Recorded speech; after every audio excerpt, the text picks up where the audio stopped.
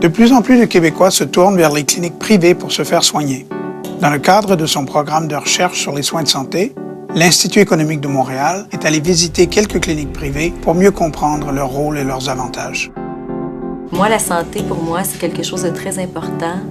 On doit prendre soin de soi et ça fait partie, pour moi, des choses que je suis vraiment prête à débourser sans problème, même si je fais pas un salaire faramineux. Si, en tant que serveur, je me fais une tendinite au pied puis ça me prend 3 semaines en tout et partout à travers tout ça, ou même juste perdre une journée dans un CLSC ou dans une urgence, je vais perdre 200 $, 300 $. Qu'est-ce que c'est à ce moment-là de payer 100 $ pour venir ici, pour avoir immédiatement un traitement? Je vous dirais que, contrairement à ce qui est véhiculé, on soigne de la classe moyenne. La preuve en est qu'on a fait récemment un échantillonnage aléatoire sur nos milliers de dossiers, d'équivalent de 250 dossiers patients, et on a estimé que le revenu moyen de nos clients était de 70 000 $ par ménage, ce qui est exactement le revenu moyen par ménage dans la région de Québec.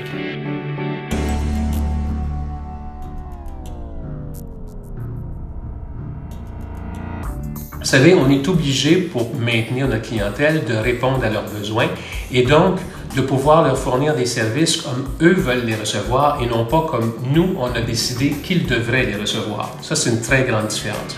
J'ai appelé dans une clinique, j'ai expliqué par téléphone la situation. 24 heures après, j'avais un rendez-vous.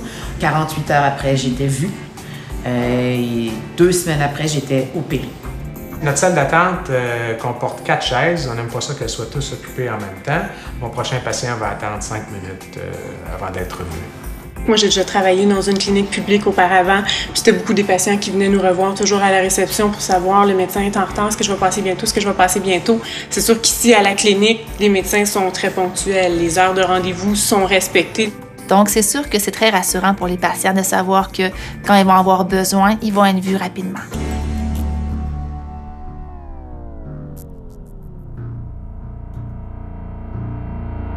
La grande différence au niveau des consultations entre le public et le privé, c'est qu'au privé, on va avoir le temps de parler de tous nos problèmes. Donc, on est capable de vraiment faire de la prévention, de bien encadrer la personne.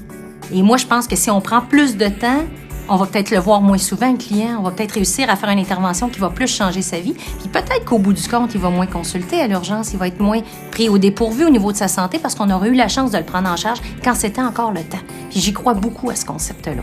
Il y a moins de 2 % des médecins qui travaillent dans le système privé. Pour les 280 ou quelques médecins dans le système privé, il en reste 16 000 dans le système public.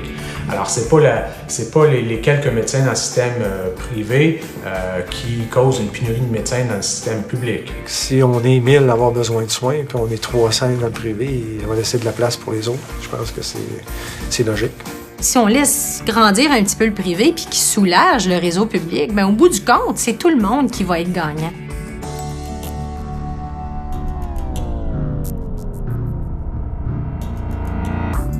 Alors, je pense qu'un jour ou l'autre, les gens vont demander à l'État d'écouter, vous n'êtes pas capable de me fournir des soins dans un délai raisonnable et dans une qualité qui est, à mon avis, acceptable.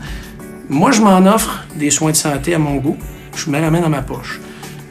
Pourquoi est-ce que vous ne me rembourseriez pas ce que ça vous coûterait pour me donner le même service dans le public? Il faut savoir que le plus grand consommateur de médecine privée au Québec est le gouvernement lui-même. Parce que les assureurs du gouvernement, la CSST et la Société d'assurance automobile du Québec, ont compris que s'ils devaient attendre pour que les services soient donnés dans le réseau public, ça leur coûterait beaucoup plus cher de prestations d'invalidité. Est-ce qu'on peut voir comment ça coûte de soigner un patient dans le public versus combien ça coûte dans le privé? Est-ce qu'on peut le faire, l'exercice, honnêtement? Puis peut-être que si on le faisait, on se rendrait compte que, tabarouette, on économise, on a des meilleurs soins. Arrêtons de se mettre la tête dans le sable. Peut-être qu'il y a une partie de la réponse qui peut être privée. Est-ce qu'au Québec, on a encore le droit d'avoir des choix?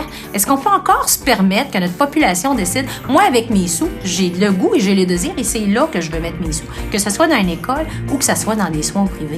Et si au bout du compte, ça amène une belle compétition, moi, je suis bien partante. Puis Let's Go, qui essaye de donner les meilleurs services que nous autres, qu'est-ce que vous pensez que ça va faire? Ça va juste nous stimuler davantage. On va juste l'augmenter le niveau encore plus pour être encore plus présent, plus compétent, plus disponible.